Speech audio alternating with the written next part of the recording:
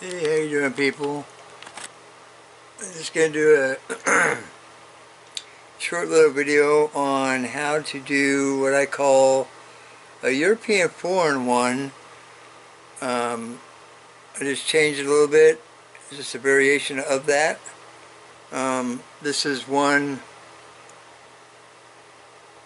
weave that is basically the European four-in-one.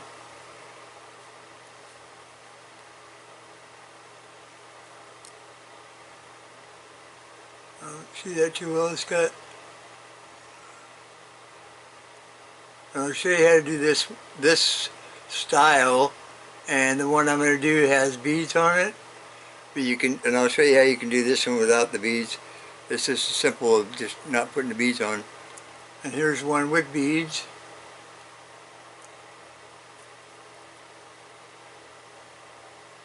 And that's the one I'm going to show you, but I'm using the black beads because I already got that one made up blue, so I'm going to do one in black.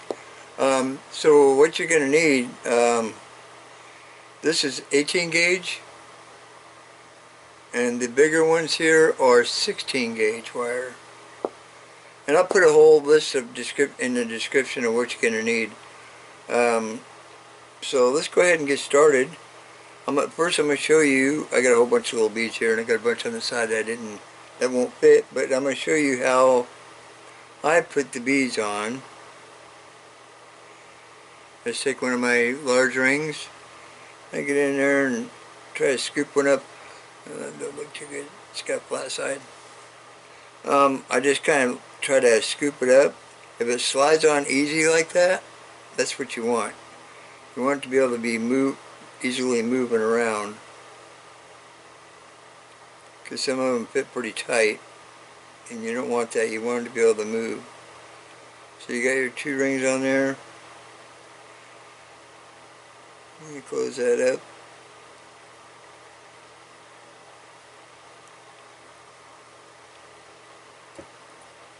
As you see, I got a whole bunch of them set out to the side. I'll show you another one here. Well, actually, yeah, we'll do one more. So I want to save a couple of large rings so I can show you how to do the other part of it without the beads. Yeah, it's a little tedious, but hey, it's kind of fun. Let's see, that slides on nice.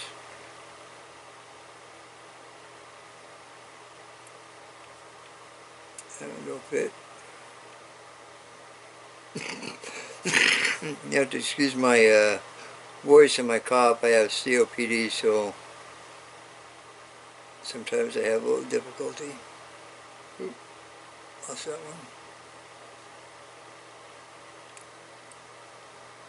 Down back on there. And not all beads are the same as far as, when you buy a tube of them, some of them just don't look good, and some of them are just kind of weird looking, but that's alright. So you got another one on there. Close that up. So you got another unit. Put your beads on there. I don't know if I can get a better camera angle, but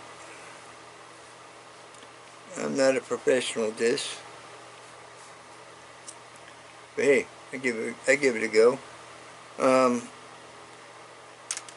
So now what we're going to do is we're going to start that weave. I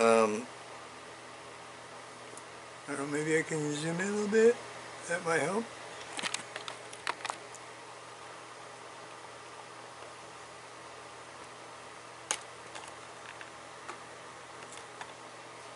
Okay, so we start with one of the 18 gauge rings, small one. Maybe I can get a better angle of this. Turn around this way maybe? I don't know. How's that? Yeah, that looks better. Okay, so let's take this ring, open it up, and grab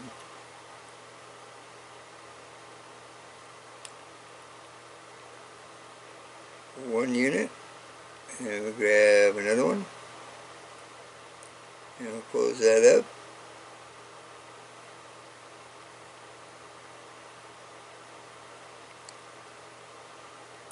I always like to make sure my rings are nice and snug together. So you see me kind of tweaking them a little bit.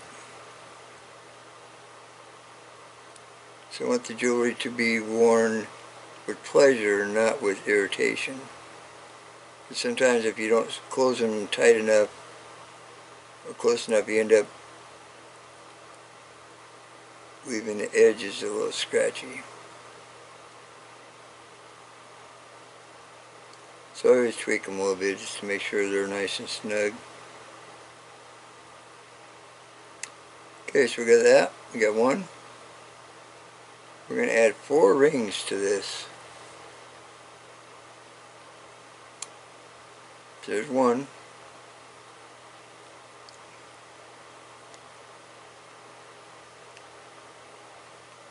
And get the other one on there. There's 2.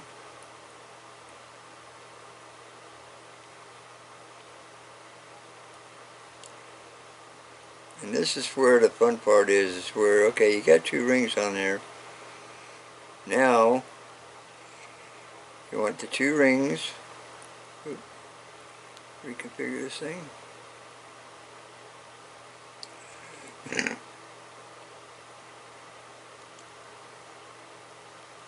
You got 2 rings. Put it on whatever side you want. I put them on my left side. Then I take those 2 beads and slide them around to where they're on top of or close to these 2 rings that I got here. So then I kind of hold it in there and get that other bead down to where you have what they call the eye right here. You see that very well? You have this eye right here, and that's where we're going to put the other 2 rings. But I want them on, these 2 beads are off to the side close to the other 2 rings. So I put the other 2 rings right here, picking up these 2 large ones. And you don't want this one, you want this one to sit down the bottom because otherwise it won't sit right. If that makes any sense. Yeah, you could have your rings pre-opened, but I'm old school, I just do it the old-fashioned way.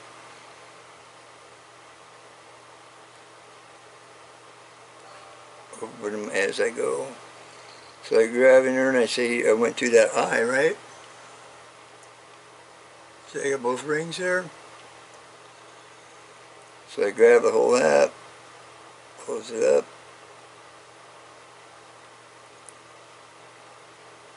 And grab it again. And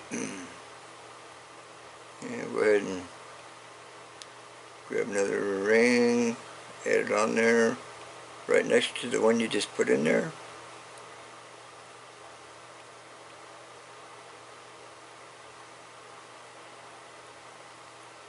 Okay, you got all 4 rings on there. Now you pull it around to where you got your 1 bead on one side, 1 on the other, and just pull that up.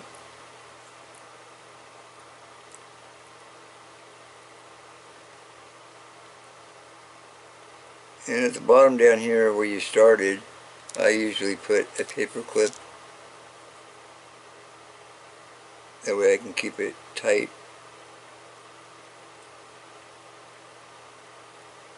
A little paper clip in it. Now it gives you something to hold on to.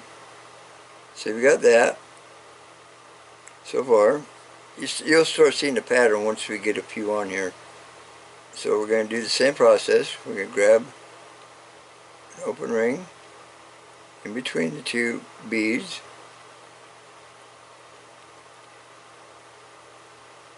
You could either use your thumb to hold it there or however you want to do it. I just use my thumb to hold it open like that. Slide on a ring. Doesn't matter where these are placed at the beginning because you will be moving everything.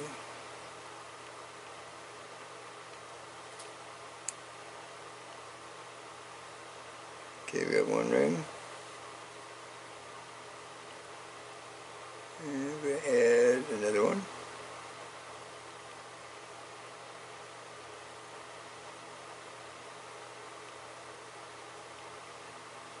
I can get a hold of it.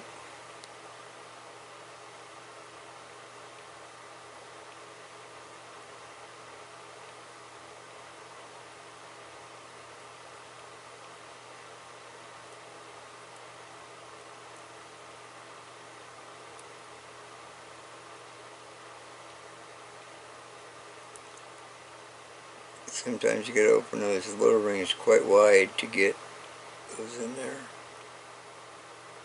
Okay, so we got those two rings on there again, right? So we're going to slide those off on top of that ring, or that bead, and then spin those other two.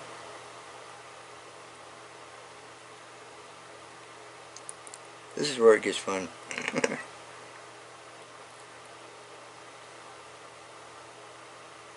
Get those other two ring beads on that side of it.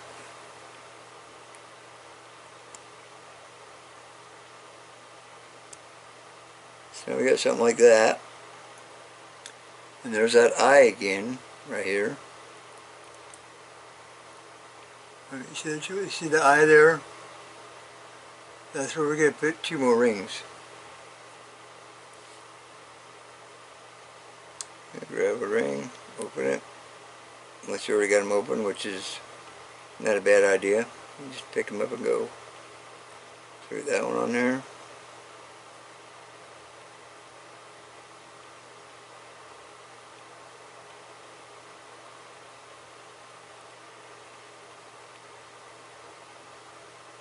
There, got that one.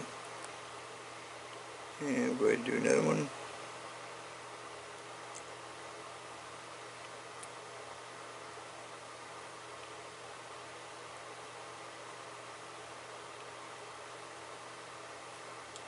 So we got that, those two rings on there, right? So then we just push that one ring, or the one bead back over to that side, and boom, there you got it. And you just continue this process until you get the length that you want. I make mine all to fit a 7-inch wrist, which is pretty common.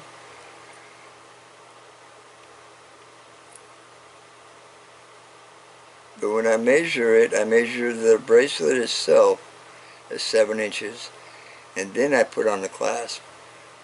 That gives you that little extra spacing to where they can actually hook it. And it fits really nice on a wrist. Okay, we got the second ring.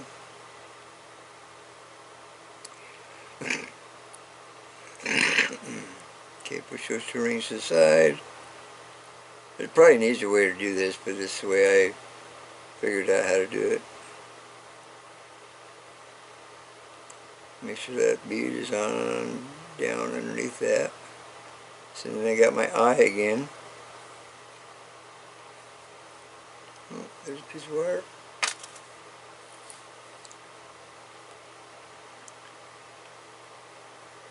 I have a tendency to use the box square nose pliers a lot nowadays. I used to use just the chain nose pliers, but I find a box and one that works pretty good. You can use whatever tools you like. A couple pairs of chain nose, or and they have the bent nose ones, those work too.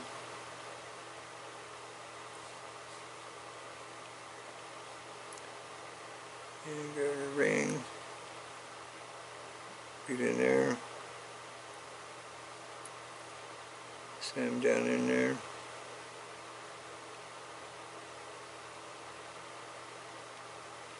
Close that up. When I do that, sometimes I can see a ring that's not quite set right. So I just get in there and tweak it a little bit.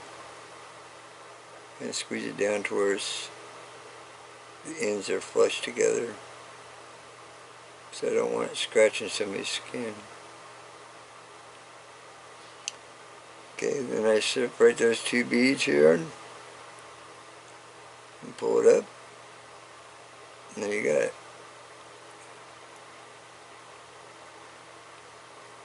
And just continue that whole deal till you get all the way to the end, as long as you need it. So I'll do one more with the bead, and I'm going to show you how to do a quick one without the bead. Okay, I got my one ring. I'm going to add one of the units.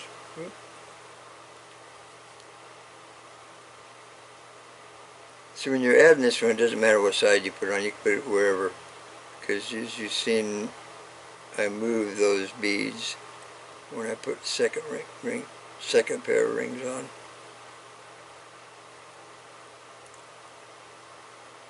Move that one.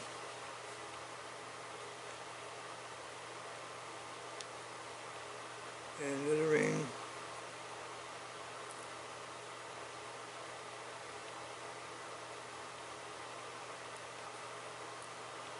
And I slide those two rings to one side.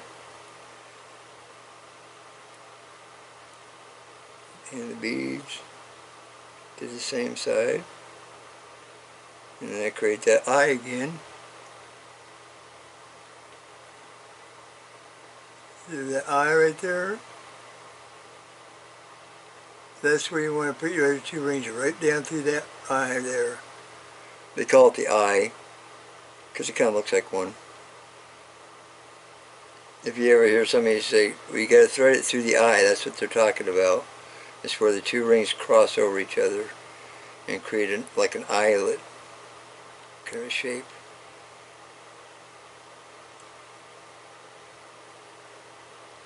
I'm going to grab that. See, sometimes it flips over and doesn't get in there.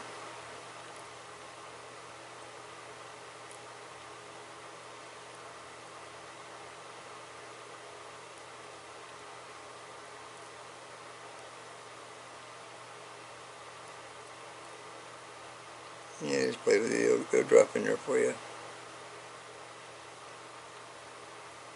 Okay, you get that one. And we're going to put another one on just for right beside it.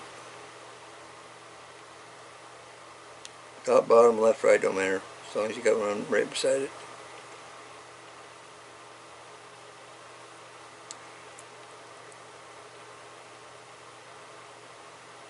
And close it up. And then see these slide to each side.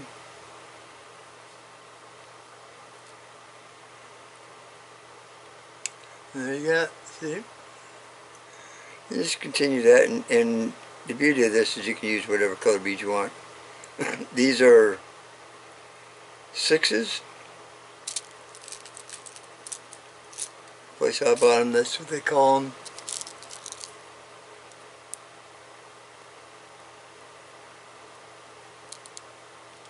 Or 6s. They're Japanese.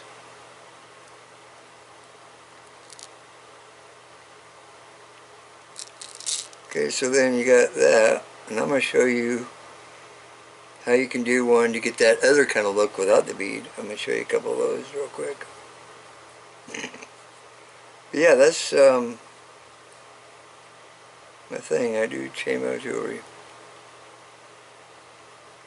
And I'm going to put a couple of links to some very helpful tools. One helpful tool. It's called Ring Calculator. It's very good. I'll put a link in the bottom. Okay, now we got, well, let's leave it. It's not closed completely, but I'll just, I'll close it.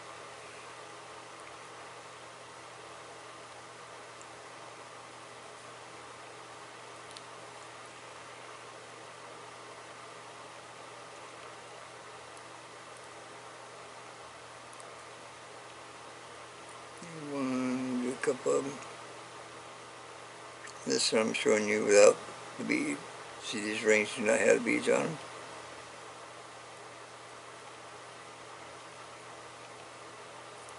Okay, so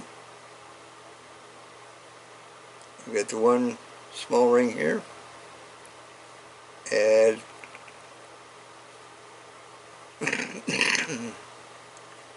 add one of the large rings. Close that one. And See, in this part, you don't have to worry about the beads sliding one side or the other. You just put 4 rings right on here. You don't have to worry about the eye or none of that stuff. You're just putting 4 rings on there.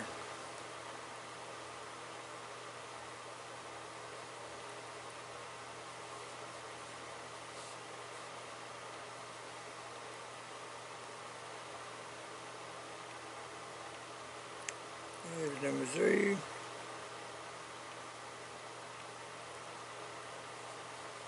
And one more.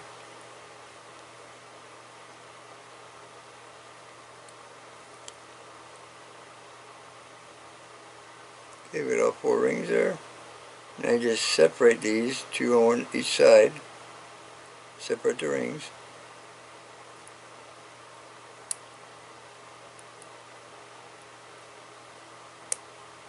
Grab that one you just put on there. See, now you got just the rings. I'll do one more just to show you how it looks. I'm not going to do this whole bracelet. I'm just kind of showing you how to do it. Because the basic pattern is the same all the way through it.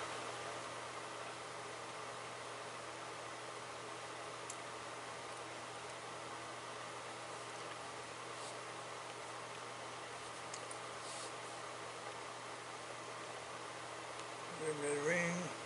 Oop. Gotta love when that happens. I find them later, they get stuck in my socks.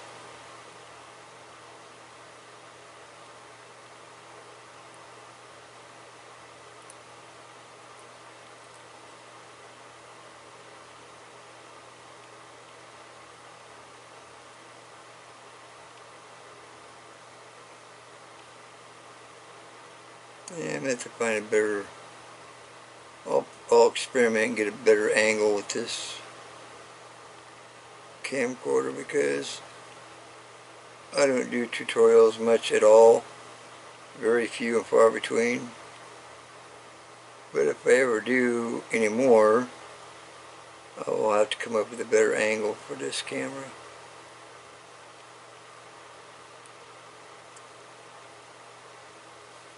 Hopefully you got the idea of how this is working.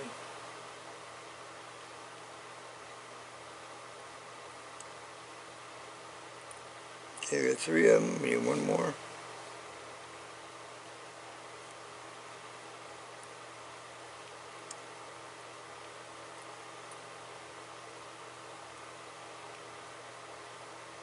Okay, we got all 4. 2 rings on each side. You pull that back one up, the one on the bottom, pull it up, and there you got it. That's how to do it without the beads.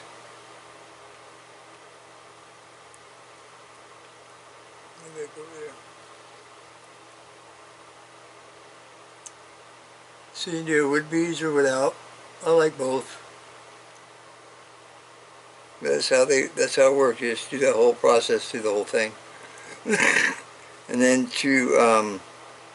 what I do is I use these rings here, the same ones, these 18 gauge, for when I put the clasp on it. Now, when it comes to the clasps, you can pick whatever one you like.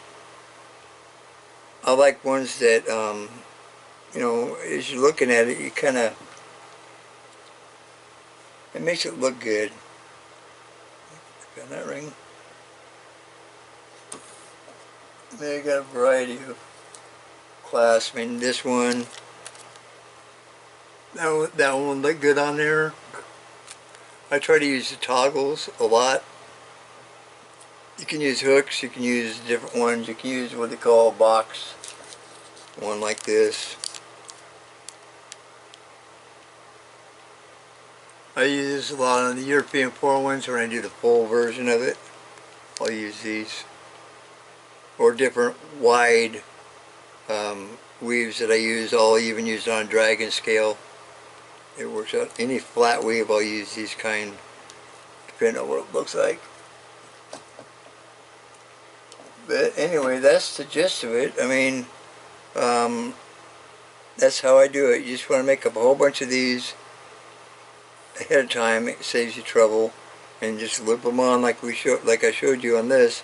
Or you can do without the beads and just do it the way I showed you, with just adding 4 rings.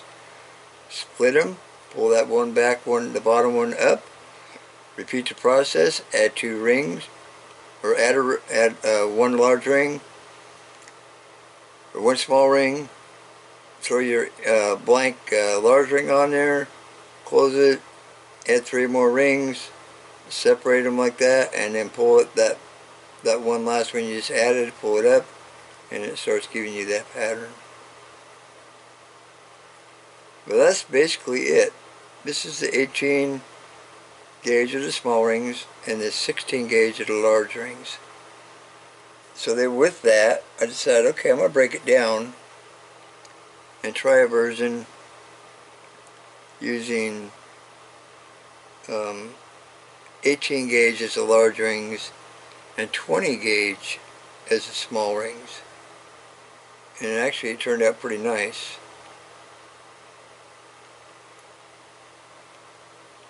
And actually these beads are 8s. They are these guys right here.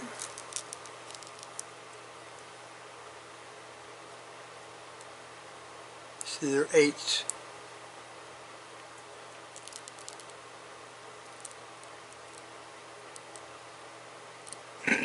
So I experiment and I try different things, and I did the same process. I did the 2 beads on there, made up a whole bunch of them, which I ran out of wire so I couldn't finish it, but I got it started anyway. So it was this, and then you could actually do the same thing, this same weave without the beads, using 18 gauges of large and 20 gauges of small. So I make the original pattern first, and then I can break it down and say, okay, do I want to use a different kind of wire, thicker wire, thinner wire? That's what I do. I experiment and I play with it, and I come up with the right sizes. But yeah, that's the gist of it. This is another one. I'm gonna put a link to her tutorial. Yeah, this is the gal that does fantastic tutorials. I learned this weave, which is a spiral weave. I learned this from her. She did a tutorial on it, and yeah, I mean, I did mine with 5 bands on it, and this one's 22 gauge, or yeah, 22 gauge wire, 1/8 ID is the ring size. And I just thought, I'm going to break it down and use smaller rings, and it turned out great. And this one's actually already, somebody actually wants to buy this one. So yeah, and this one's in gold-plated copper.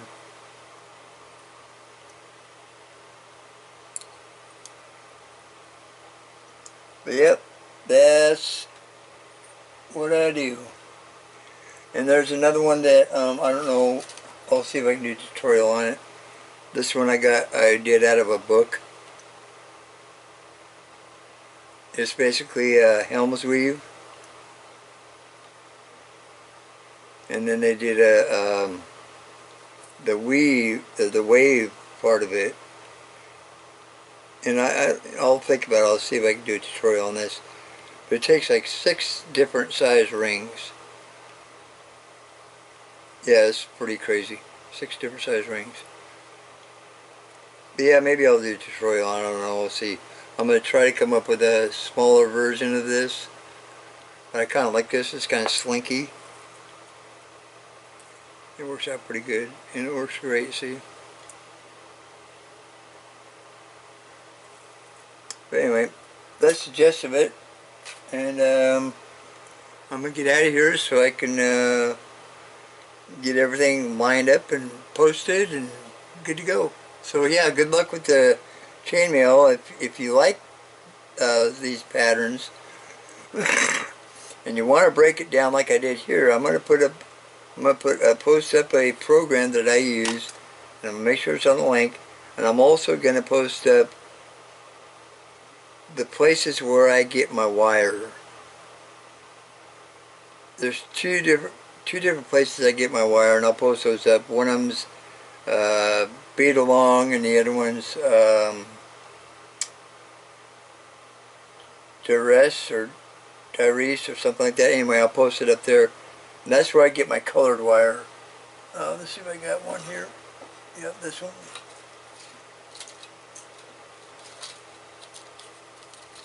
See, this is the one.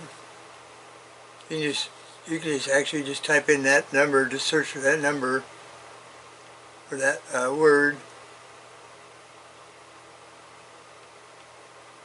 and it will come up with the site, and you can sort it. See, this is a German wire. I like using this one because it's a little stiffer. So is this. This is also a German wire. But yeah, this is one of the wires I like when I do color. I use that one. There is artistic wire, but I like using this one better. See, here's red.